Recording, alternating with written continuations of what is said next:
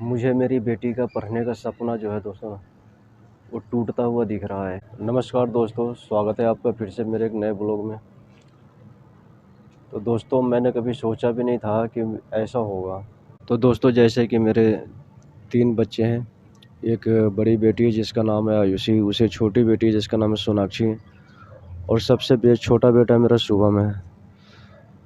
तो दोस्तों, आयुषी इस बार 9वीं क्लास में चली गई, और मेरी सोनाक्षी जो है 5वीं में, और शुभम तीसरी क्लास में चला गया। तो मैं सोच रहा था दोस्तों, अपने बच्चों को मैं पढ़ा लिखा लूँगा। मुझे भी नहीं पता था कि आगे चल के ऐसी समस्या आने वाली है।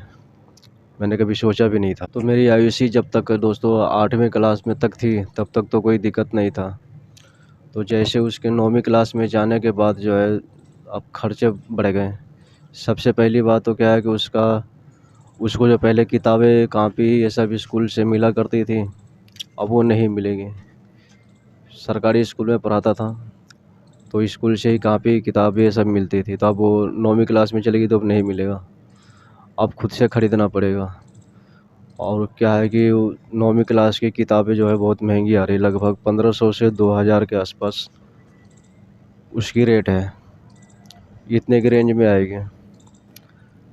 और सबसे बड़ी बात क्या है कि तो मैं सोचता था कि सरकारी स्कूल में पढ़ा रहा हूँ और पढ़ा लूँगा मैं अपने बच्चों को। तो दोस्तों, मुझे नहीं पता था दोस्तों कि आगे चल के इतना खर्चा आएगा।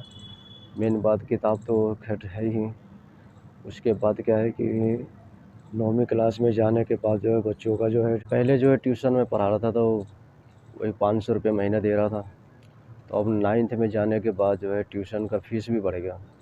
अब जो है ट्यूशन का पढ़ाई कुछ इस तरह से होता है, 9th में जाने के बाद सब्जेक्ट के हिसाब से एक सब्जेक्ट का लगभग 1200 से 1500 रुपया महीने का लेते हैं, एक सब्जेक्ट को पढ़ाने के लिए। और 2 सब्जेक्ट अगर पढ़ाऊँगा तो 2500 से 3000 रुपये खर्चा आ जाएगा, सिर्फ पढ़ाई पे, सिर्फ ट्यूशन पे। बाकी जो खर्चे हैं वो अलग है।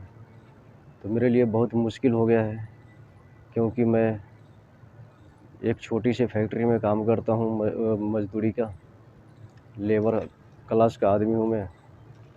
12,000 रुपये तनख्वाह है, और वैसे भी घर के भी खर्चे बहुत हैं। 12,000 सैलरी है, जिसमें ओवर टाइम लगा के वही 16-17 हज़ार रुपये महीने का मैं कमा लेता हूँ, जिसमें क्या है कि 5 आदमी का हमारा खुद का परिवार है। और दोस्तों, 3200 रुपये कमरे का भाड़ा, जिस कमरे में मैं रहता हूँ, और 5-6 हज़ार रुपये महीने का राशन का बिल आ जाता है। उसके बाद क्या है कि शुभम सोनाक्षी का ट्यूशन का फ़ीस, मतलब सब ले दे के हो जाता है बराबर। और ये जो खर्चे अब बढ़ने वाले हैं, ये हो रहा है बहुत ज़्यादा। और मेरी बेटी को जो है ना दोस्तों, पढ़ने में बहुत इंटरेस्ट है, वो पढ़ना चाहती है, वो 24 घंटे पढ़ाई में एक्टिव रहती है।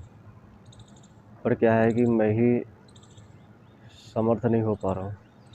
मैं सोचता था पढ़ा दूँगा, उसका इच्छा है आगे डॉक्टर बनने का, और पढ़ने में बहुत ही बढ़िया, बहुत अच्छी तरह से पढ़ती है। और मैं कोई मिडिल क्लास फैमिली से नहीं हूँ, मैं हूँ दोस्तों गरीब आदमी, एक लेबर मजदूरी का काम करने वाला आदमी। मुझे मेरी बेटी का पढ़ने का सपना जो है दोस्तों, वो टूटता हुआ दिख रहा है। और वो पढ़ाई करने में इतनी अच्छी है ना कि मैं उसको मना भी नहीं कर सकता कि तू आगे मत पढ़ना।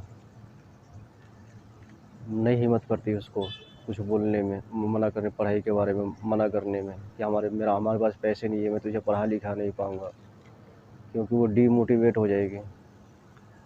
इसीलिए मैं उसको कहता हूँ कि तू पढ़ो पढ़ो, जो होगा देखा जाएगा, जितना तुझे पढ़ना है पढ़, जहाँ तक पढ़ना है पढ़। अगर मैं अपनी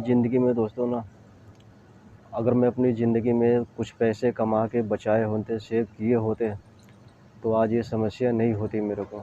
मैं एक छोटी सी फैक्ट्री में काम करता रहा, बस सोचता रहा कि दाल रोटी चल रही है, चलती रहेगी। कभी सोचा भी नहीं था कि आगे चल के खर्चा इतना बढ़ेगा, पढ़ाने लिखाना बच्चों को।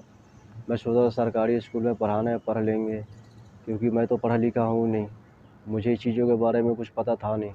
अब जब अपने बच्चों को पढ़ा रहा हूँ तब पता चल रहा है कि कितना खर्चा आता है। खैर दोस्तों कोई बात नहीं, मैं तो अपना कर्म कर ही रहा हूँ, आगे देखते हैं ईश्वर की क्या मर्जी है, आगे जो होगा देखा जाएगा।